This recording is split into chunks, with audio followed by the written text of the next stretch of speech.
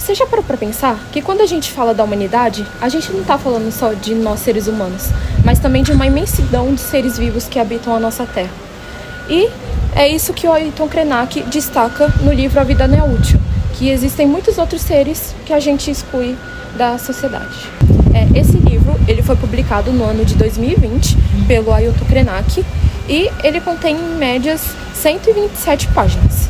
Ele se encaixa ao gênero ensaio literário e basicamente reúne diversas reflexões e críticas do próprio autor, o Ailton, sobre a maneira atual que a população está se comportando diante do nosso planeta. Com o consumo desenfreado, ligando mais para status. E para ele, a gente deve viver de maneira mais simples, mais conectado com o nosso planeta, com a natureza, com os animais. Então, basicamente, o livro gira em torno dessa pauta.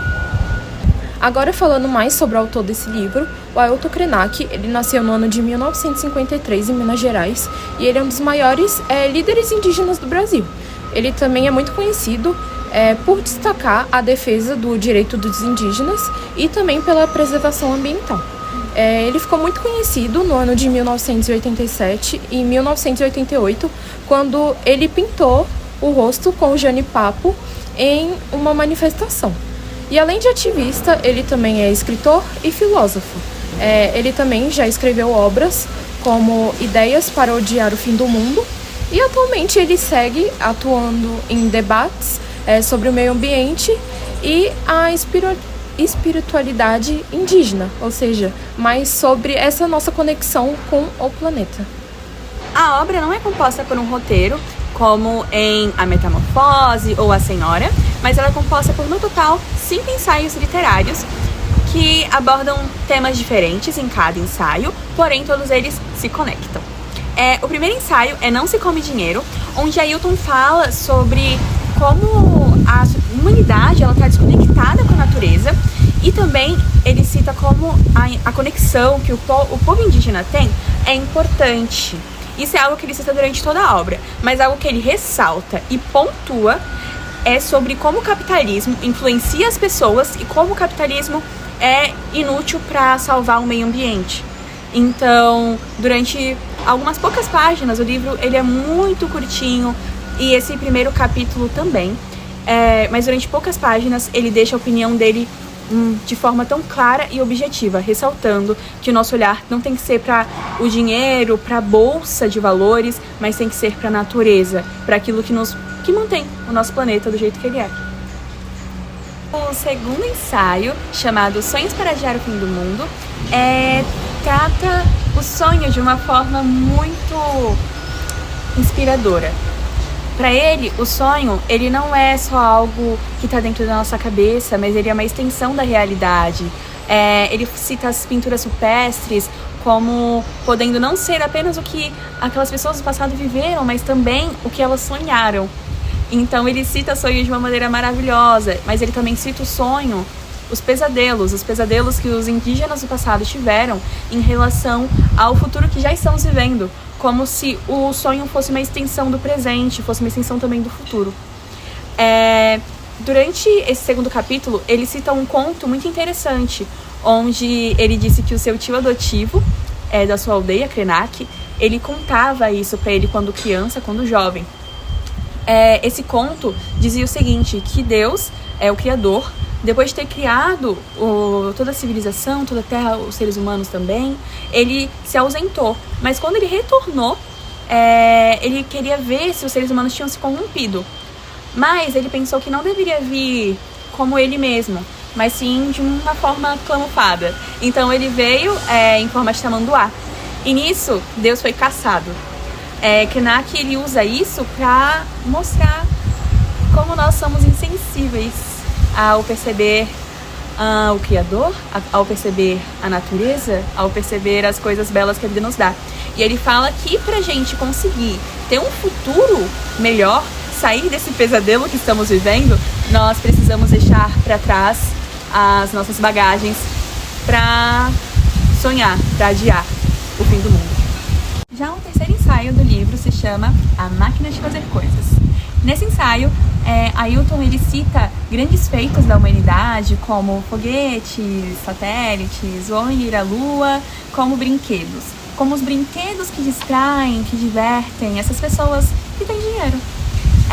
Ele também compara os seres humanos a extraterrestres, porque ele diz que nós somos tão alheios aos seres vivos, ao planeta, que nós somos muito mais semelhantes com extraterrestres, com seres que não são daqui.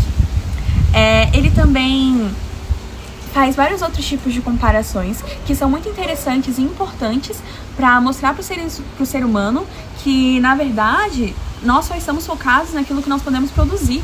Nós estamos focados naquilo que nós já temos, naquilo que nos faz viver, nesse vento maravilhoso que bate no nosso rosto, nas plantas que são ao nosso redor e que nos dão um bem tão precioso que é o oxigênio.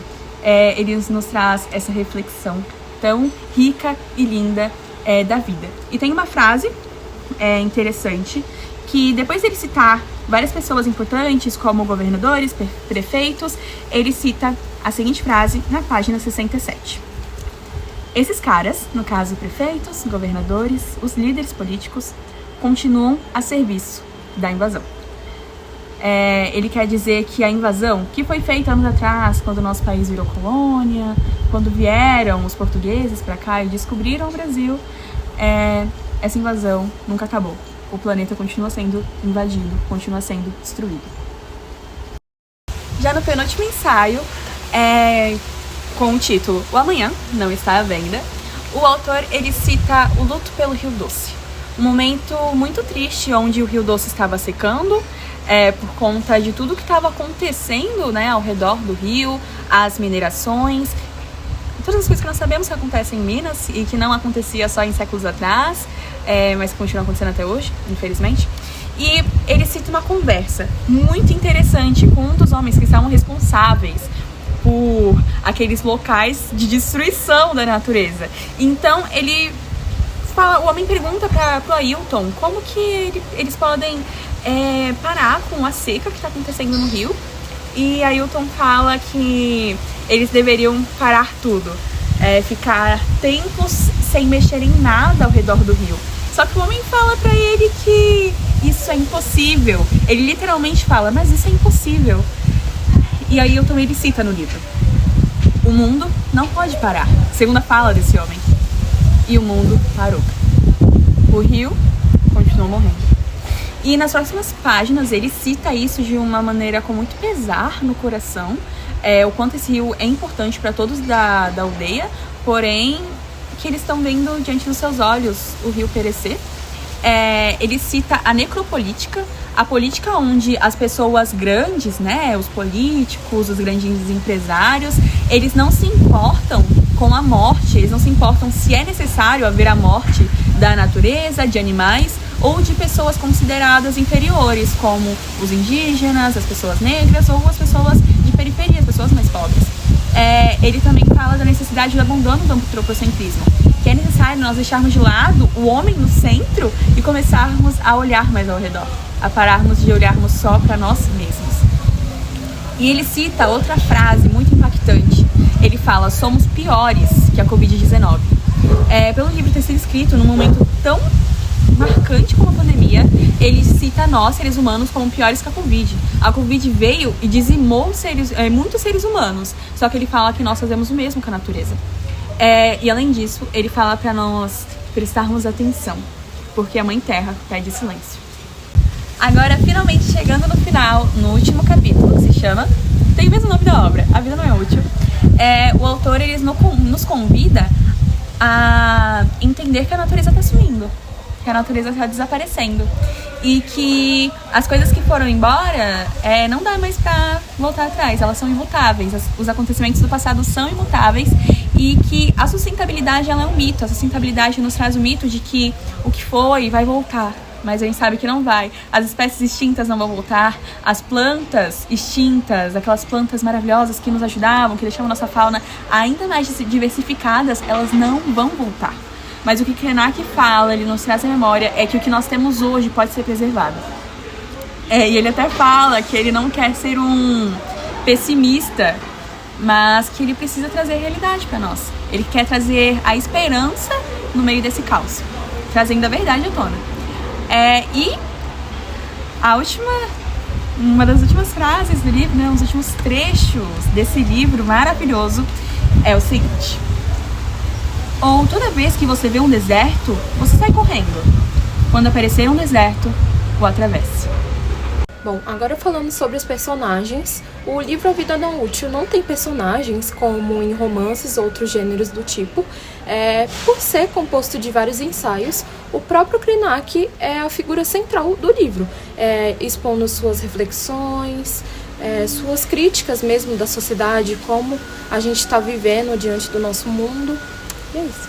A obra ela não se enquadra em uma narrativa ficcional, tradicional, mas sim textos dissertativos, reflexivos com base em fala. O tempo ele é profundamente marcado pela contemporaneidade, né, com grande parte dos textos tendo sido produzido em 2020 sobre o cenário da pandemia, né, do Covid-19.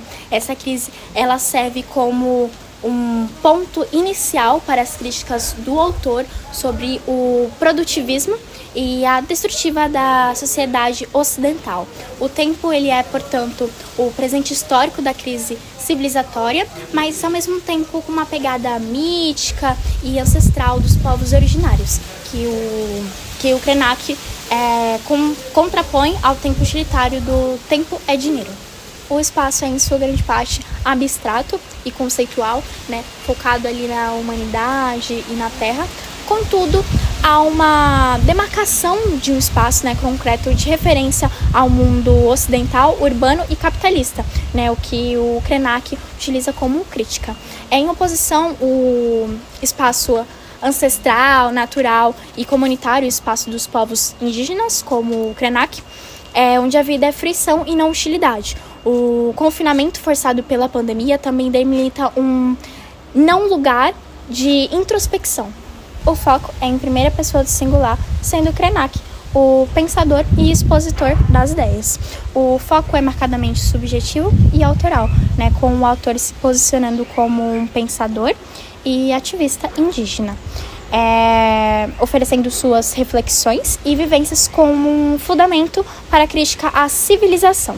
Ele não é um narrador onisciente e de ficção, né? É mais um testemunho e um convocador de consciência. O contexto histórico é inseparável da mensagem do livro. A grande maioria dos textos elaborados por Ailton Krenak foram elaborados ou adaptados em 2020, o ano em que desencadeou a pandemia do Covid-19. Né? Esse período ele escancarou a fragilidade do modo de vida do ocidental. Então, Ailton Krenak ele desenvolveu uma resposta a isso, a essa crise, a esse período. Né? Para ele, isso era apenas um sintoma do modelo civilizatório que preza o utilitarismo e o consumo desenfreado. Então, além da pandemia, ele critica também o desmatamento, né, em excesso, o mineralismo desenfreado, né, em Minas Gerais, e também as secas e o desrespeito aos povos originários. A linguagem do livro A Vida Não É Útil, de Ailton Krenak, é coloquial e informal, por se tratar do gênero ensaio e também pelo autor querer uma maior proximidade com o leitor. Um trecho da obra que deixa isso extremamente claro é o trecho que se encontra na página 13, que diz assim: quando tudo isso não tiver sentido nenhum, o dólar que se exploda, o mercado que se coma. Aí não vai ter mais lugar para toda essa concentração de poder. Eu gosto muito desse trecho, é um dos meus favoritos. De acordo com o dicionário, a verossimilhança são os elementos do universo ficcional que se aproximam da nossa realidade. Porém, a verossimilhança de A Vida Não É Útil se constrói na coerência e na credibilidade da argumentação de Ailton Krenak. Krenak ele não busca a verossimilhança ficcional, mas a coerência filosófica e política.